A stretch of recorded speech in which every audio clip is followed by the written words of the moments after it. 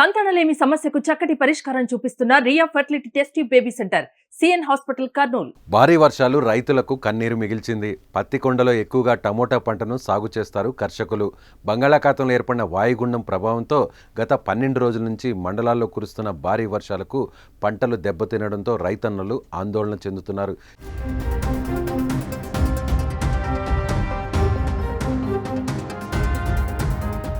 చేతికొచ్చిన పంటలన్నీ కూడా ప్రకృతి వైపరీత్యాలతో నష్టపోయారు. గత ఏడాది వర్షాలు లేక కరువుతో విలవిలలాడి తీవ్ర నష్టపోయారు. అలాగే ఈ ఏడాది అధిక వర్షాలకు చేతికొచ్చిన పంటలు కళ్ల ముందే దెబ్బతినడంతో రైతుల పరిస్థితి ఆగమ్య గోచరంగా మారింది. ఈ విధంగా రైతులు ప్రతి ఏటా దిగుబడులు లేక తీవ్రంగా నష్టపోతున్నారు. పంటలు పెట్టుబడుల కోసం చేసిన అప్పులు పెరిగిపోతున్నాయని రైతులు తీవ్ర ఆందోళన వ్యక్తం చేస్తున్నారు. వర్షం వల్ల అంతా కుళ్ళిపోయేదే, నేలపాలైపోయేదే.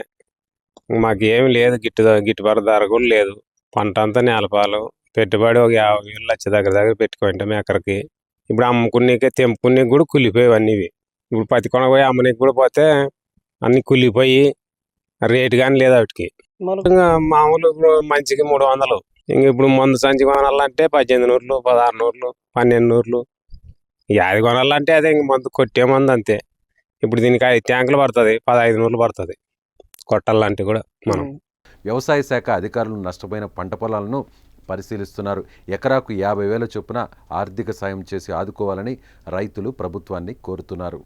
12-14 రోజులైంది కంటిన్యూ వర్షాలే. టమోటా ఈ కౌలు చేసుకొని జీవిస్తున్నాము. ఈ పొలం నుంచి టమోటా ఎకర పెట్టినాము.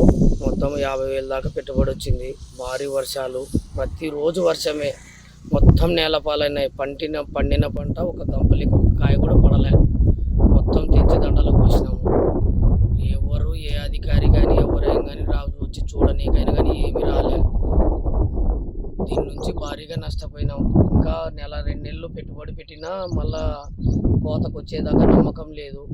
ఇప్పటిదాకా వర్షాలు పడుతూనే ఉన్నాయి. ఏకతాటిగా 14 రోజులైంది, ప్రతిరోజు వర్షమే.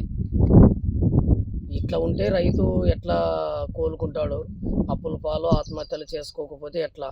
సుమన్ టీవీలో మీ పర్సనల్ అండ్ బిజినెస్ ప్రమోషన్స్ కోసం కింది నెంబర్కి కాంటాక్ట్ చేయండి.